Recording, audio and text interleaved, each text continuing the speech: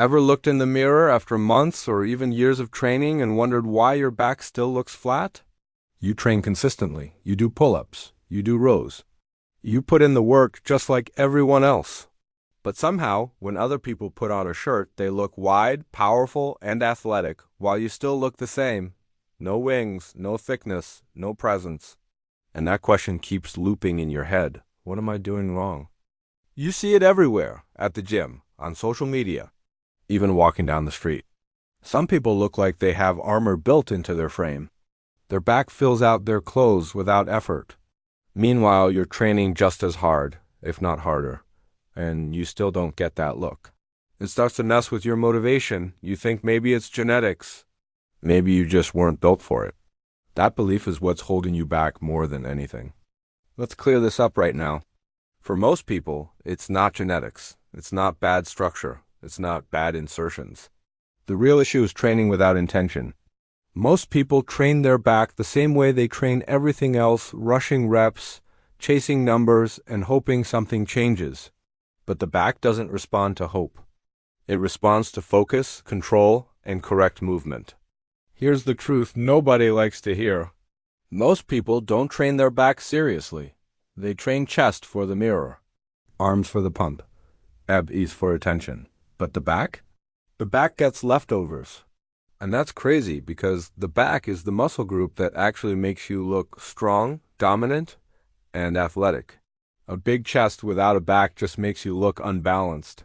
A big back changes your entire silhouette. Your back isn't small. It's underdeveloped because it's undertrained correctly. Most people think doing pull-ups automatically means they're training their back. But doing the movement and training the muscle are not the same thing. You can do 100 pull-ups and still barely stimulate your lats if your arms are doing all the work. In this breakdown, we're fixing that. You're going to learn exactly what's killing your back gains, how to retrain your movement so your back actually does the work, and which calisthenics exercises build width, thickness, and depth. By the end, you'll know how to turn effort into visible results. And if this helps you, make sure you like the video so more people stop wasting years training the wrong way. The first mistake is simple but brutal. Your arms are taking over every pull movement. If every pull-up feels like a biceps exercise, your back isn't getting enough stimulation. The back is powerful, but only when you force it to work. If you're pulling with your hands instead of driving with your elbows, your lats stay asleep. To fix this, you have to slow down and change your intent. Every pull should start with your shoulders, not your elbows. Think about pulling your elbows down and back instead of pulling your chin over the bar. This mental shift alone can change how your back develops over time. Comment back if this already sounds like something you've been missing. The second mistake is a weak mind-muscle connection. If you don't feel your back working, it's probably not working hard enough. Muscle growth follows tension, and tension follows awareness. If you rush reps, swing your body, or chase members, your nervous system never learns how to fully recruit your back muscles. Feeling your back doesn't mean chasing pain. It means controlled reps, pauses, and intention. At the top of every pull, squeeze your back for a second. On the way down, control the descent. This increases time under tension and teaches your body which muscles are supposed to be working. Growth comes from repetition done right, not just repetition done fast.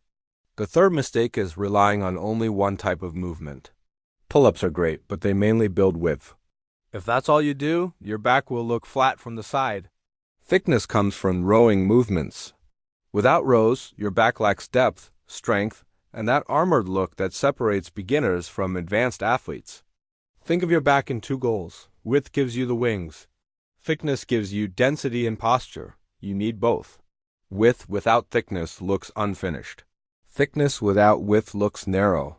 Balanced back training means pulling vertically and horizontally every week, consistently, with purpose. Towel pull-ups take things further. They force you to pull with intent because your grip is less secure. This increases lat activation and builds serious grip strength at the same time. 3 sets performed with control will expose weaknesses fast. If you can't control these, your back has more room to grow. Isometric pull-up holds are underrated. Holding yourself at the top for 10 to 15 seconds forces maximum lat engagement. Your body can't cheat, your back has to work. These holds teach your muscles how to stay engaged under tension, which directly carries over to stronger, cleaner reps. Now for thickness.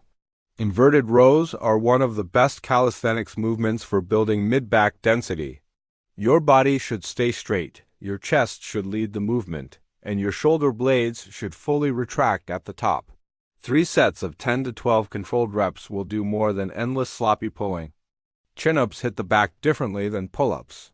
They bring in more lower lat and upper back involvement when done correctly.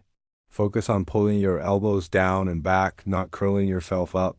3 solid sets of 6 to 10 reps are more than enough when done with strict form. A strong back isn't just about pulling. Posture matters. The Superman hold strengthens the muscles that keep your spine aligned and your shoulders back.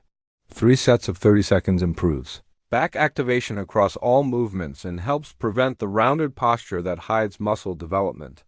Even with the right exercises, most people still don't grow because they ignore principles that actually drive progress.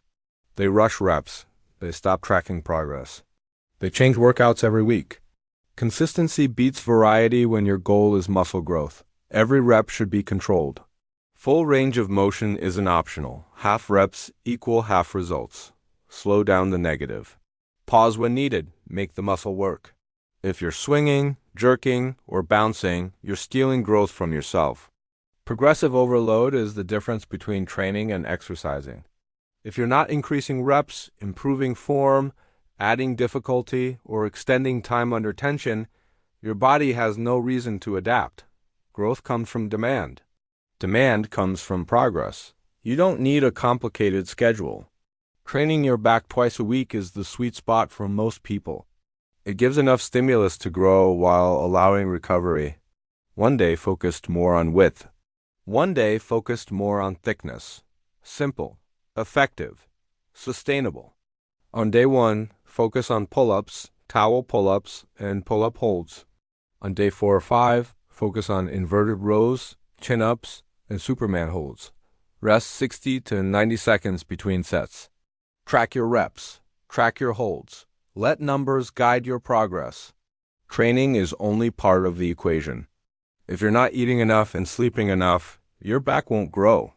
Muscles don't grow during workouts. They grow during recovery. Fuel your body.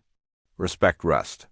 This is where most people sabotage themselves without realizing it. Most people do a few pull-ups and call it back day. That's why most people stay average. Real results come from structured, intentional training done week after week.